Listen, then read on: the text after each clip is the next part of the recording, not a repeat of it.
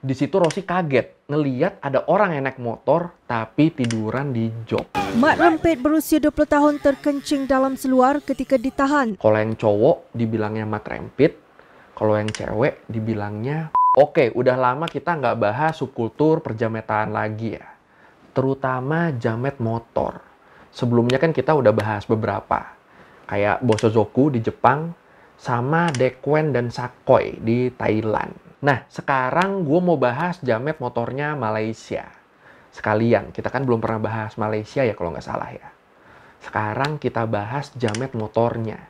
Yang menurut gue mirip-mirip sama jamet motor di sini. Terus mirip-mirip juga sama jamet motor di Thailand. Biar kita sadar kalau kita ini sama, satu rumpun bersaudara. Terhubung oleh jamet motor yang identik. Ya udah, kalau gitu, ayo langsung aja kita bahas tentang Mat Rempit. Subkultur jamet motor di Malaysia yang sangat meresahkan. Di Learning by Googling. Kita mulai dari namanya dulu deh. Mat Rempit. Istilah Mat Rempit ini, di Malaysia ini, dipakai buat nyebut para pengendara motor yang suka terlibat di kegiatan-kegiatan bermotor ilegal. Kayak balap liar, stunt-stunt berbahaya, yang bawa motor gaya-gayaan pakai pose-pose aneh gitu, terus sampai kegiatan-kegiatan kriminal yang mereka lakukan. Selama mereka ngeganggu ketentraman dan keamanannya pakai motor, itu disebutnya Mat Rempit. Ini mirip-mirip Dekwan di Thailand gak sih? Paling bedanya, kalau Mat Rempit ini, mereka nggak joget-joget pakai speaker dengan volume maksimal. Fokus di bermotornya aja mereka.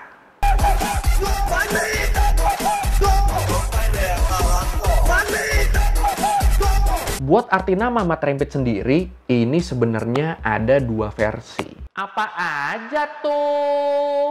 Yang pertama, dibilang kalau kata rempit ini berasal dari bahasa Inggris ramp it. Lu tau gak sih kayak ramp it up, naikin terus speednya, geber terus.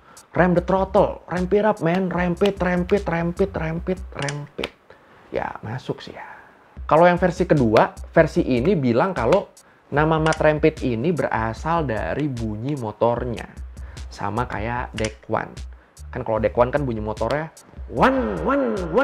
Jadi anak Wen. Jadi Dekwan. Nah, kalau Mat Rempit bunyi motornya berarti ram.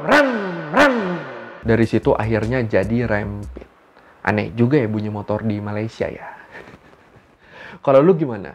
Lu lebih cocok sama definisi yang mana? Silakan komen. Istilah Mat Rempit sendiri, kalau menurut beberapa sumber, mulai diperkenalkan di tahun 1998 oleh kartunis Halim Hasan di majalah Roda Roda, salah satu majalah motor di Malaysia. Jadi waktu itu, Halim Hasan ini lagi bikin satu karakter anak motor yang based on dirinya sendiri. Terus karakter ini akhirnya dia kasih nama Mat Rempit. Dari situ mulailah orang-orang pada make nama ini, nama Mat Rempit ini, buat nyebut kelompok-kelompok geng motor yang meresahkan. Kalau yang cowok dibilangnya Mat Rempit, kalau yang cewek dibilangnya Minah Rempit. Wah, sama kayak yang di Thailand ya. Cewek cowok ada namanya masing-masing.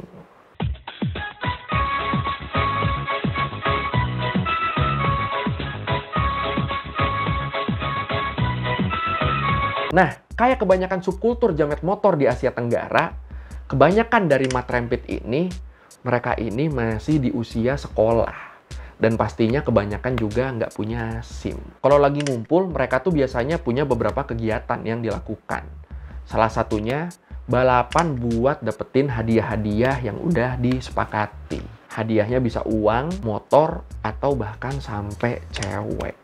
Ini kenapa di mana-mana selalu ada taruhan ceweknya ya? Buat nambah speed motornya, itu motor mereka udah pasti dimodif. Cukup jarang ada motor Mat Rempit buat lomba yang masih ori pabrik. Nggak akan kuat itu soalnya kalau diadu. Yang jadi masalah, spare part yang mereka dapetin buat modifnya ini, mereka biasa selalu dapatkan dengan harga yang murah banget. Harga yang jauh banget dari harga resmi pasarannya. Kok bisa gitu? Ya dicurigai, ini karena spare part yang mereka pakai ini adalah spare part yang udah dipretelin dari motor curian. Jadi ini nggak cuma lombanya ya, bahkan spare partnya aja udah nggak berkah. Nah, mat rempit ini nih, terutama yang masih sekolah dan belum punya motor sendiri, biasanya mereka baru keluar pas sore-sore. Pas orang tuanya udah pulang kerja. Biasanya yang masih sekolah ini, mereka langsung tuh minjem motor orang tuanya. Bilangnya mungkin mau ke minimarket bentar atau mau main ke pasar malam. Ya macem-macem lah alasannya. Orang tuanya nggak tahu aja kalau motornya ternyata dipakai kumpul-kumpul di tempat yang jauh banget. Mungkin bisa di luar kota. Atau bisa juga motornya dipakai atraksi di antara mobil-mobil yang lagi jalan. Cuma demi mendapatkan perhatian. Ya balik lagi ini kayak dekwan sebenarnya ya. Orang tuanya kerja sampai sore atau sampai malam, sampai anak-anaknya ini nggak dapet cukup banyak perhatian. Dan ya udah, akhirnya mereka nyari perhatiannya di jalan raya.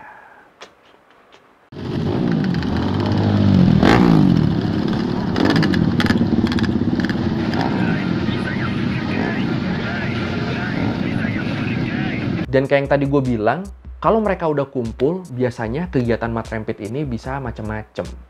Dan menurut gua ini yang ngebedain kumpulnya Dekwan Sakoy sama kumpulnya mat rempit. Kalau Dekwan sama Sakoy kan, kalau kumpul itu udah pasti mereka balapan, taruhan.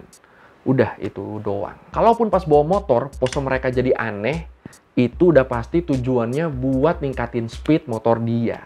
Lu tau kan lu, pose-pose bawa motor yang aneh-aneh gitu, yang mencoba aerodinamis gitu. Yang kayak gini lah contohnya lah. Nah, kalau kumpulnya mat rempit beda. Mereka kalau kumpul nggak cuma balapan, nggak cuma taruhan. Tapi ada juga yang pamer skill. Yang pamer skill ini bawa motornya nggak perlu kenceng, yang penting kelihatan susah dan berbahaya. Semakin atraksinya berbahaya, semakin kenceng tepuk tangan penonton. Semakin bangga juga mereka. Ya ini agak kasihan ya sebenarnya. Makanya nggak heran kalau tiap minggunya selalu ada mat rempit yang berakhir di rumah sakit. Gara-gara cedera setelah gagal melakukan aksi pakai motor. Itu baru yang cedera. Yang tewas di jalan karena lomba atau melakukan stunt-stunt aneh juga nggak kalah banyak. Ini kan sayang banget ya. Ngorbanin nyawa di jalan raya cuma buat buktiin kalau mereka bukan pengecut. Yang jadi masalah, selain balapan dan melakukan pertunjukan-pertunjukan berbahaya, kelompok-kelompok mat rempit ini juga ada yang sampai melakukan tindakan kriminal. Dari mulai berantem antar geng, nyuri, sampai ngerampok. Bahkan, kalau menurut Harian Metro, salah satu media berita di Malaysia, banyak dari mat rempit ini yang ternyata motornya itu adalah motor curian. Mereka pakai motor curian.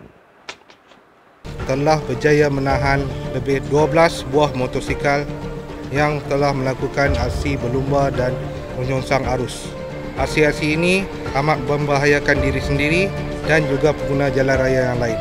Sejak tahun 2009, Inspektur Jenderal Polisi Musa Hasan juga bilang kalau mat rempit ini udah jadi gangguan publik yang cukup besar. Kata beliau, kita harus menindak tegas mat rempit yang sudah mulai terlibat perampokan, pencurian, dan penyerangan pengguna jalan yang tidak bersalah. Dan kita juga perlu menggunakan taktik yang keras untuk menangkap mat rempit yang berusaha kabur. Ini dianggap kayak udah penjahat beneran ya mereka ya.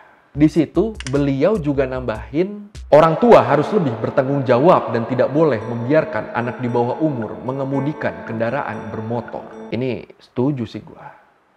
Mat rempit berusia 20 tahun terkencing dalam seluar ketika ditahan selepas melarikan diri dalam operasi Ops Roda oleh Polis Trafik Kuala Lumpur di Jalan Raja Laut di Ibu Negara.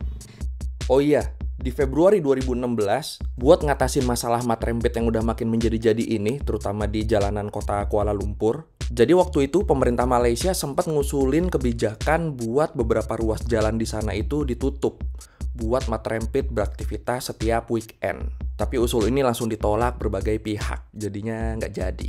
Yang menarik lagi, keberadaan mat rempit ini juga sempat sampai bikin Valentino Rossi penasaran. Iya, Rossi yang pembalap itu. Kok bisa? Menurut The Sun Daily, ini kejadiannya waktu Rossi lagi keliling Kuala Lumpur bareng Syahrul Yuzi, mantan pembalap Malaysia. Pas udah malam, Rossi ngeliat ada sekelompok matrempit yang lagi keliaran di daerah Sungai Besi. Di situ Rossi kaget ngeliat ada orang yang naik motor tapi tiduran di jok. Kira-kira ya kayak gini lah ya bawa motornya ya. Di momen itu, Rossi langsung nanya ke Syahrul Yuzi. Yuzi, itu ada orang yang berbaring sambil membawa motor. Luar biasa. Apa itu? Terus dijawab sama Syahrul Yuzi. Dibilang kalau orang-orang itu adalah matrempit. Dan aksi-aksi kayak gitu tuh udah biasa di sana. Terus Rossi ditanya balik, berani gak ngelakuin aksi kayak gitu? Dan Rossi langsung ngejawab nggak berani. Karena itu bukan bagian dari budaya keselamatan. Ya, alhamdulillah ya, Rossi masih waras ya. Tapi emang, kalau menurut Syahrul Yuzi, pengendara motor di Eropa dan di Malaysia itu emang berbanding terbalik. Kalau di Eropa kan selalu keselamatan yang utama. Nah, kalau di Malaysia nggak apa-apa nggak selamat asal terlihat keren. Syahrul Yuzi juga sempat bilang, bikers di Malaysia harus menghargai keselamatan. Ya, nggak cuma di Malaysia ya, di sini juga sama sih. Makanya, kalau lu masih ada yang suka sebel-sebel sama Malaysia, ya nggak usah kayak gitulah. Ini kan dari sini kelihatan ya, kalau kita itu mirip. Bahkan kelakuan jamet motornya aja sama. Ini kan bukti kalau kita bersaudara kan. Walaupun saya tak boleh jadi juara dunia, tapi saya nak tengok anak Malaysia yang lain menjadi juara dunia. Saya tak tahu bila, dan tapi saya rasa dah dekat lah. Sayangnya, ternyata penamaan matrempit ini sempat jadi masalah di Malaysia. Karena mat di Malaysia itu adalah kependekan buat orang yang ada nama Muhammadnya. Dan Minah Rempit juga bermasalah. Karena Minah ini adalah kependekan dari nama Aminah, ibunya Nabi Muhammad. Makanya, gara-gara itu, beberapa kelompok Islam di Malaysia sempat minta buat imbuhan mat dan minahnya ini nggak usah dipakai.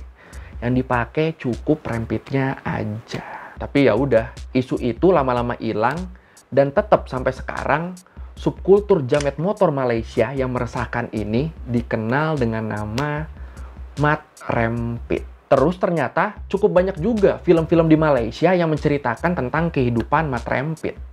Kayak Gila-Gila Remaja di tahun 1984, TL Menjerit di tahun 2002, dan Rem It di tahun 2006. Selain itu sisanya masih banyak. Dan menurut gua, film-film ini juga punya pengaruh besar yang bikin subkultur matrempit ini bisa populer dan bertahan sampai sekarang. Pasti banyak kan yang abis nonton ini terus mereka terinspirasi. Pengen jadi kayak gitu, kayak yang ada di film. Gimana kalau menurut lo? Lu setuju sama gua? Atau lu punya pendapat lain tentang kenapa matrempit ini bisa terus bertahan sampai sekarang?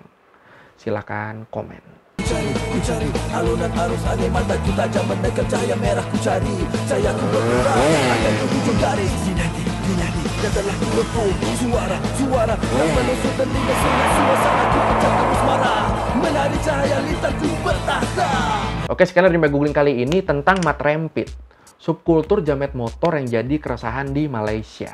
Di sini gue juga pengen ngucapin terima kasih buat viewer-viewer gue yang dari Malaysia. Khususnya yang udah bantuin gue nyari data-data tentang matrempit ini. Keren. Kalau lu mau revisi kali gue udah salah, atau lu mau nanya, atau lu mau nambahin yang ada di video, bisa lu tulis di komen. Kita diskusi di situ kayak biasa. Sekali lagi, thank you udah nonton. Jangan lupa like, comment, subscribe. Bye.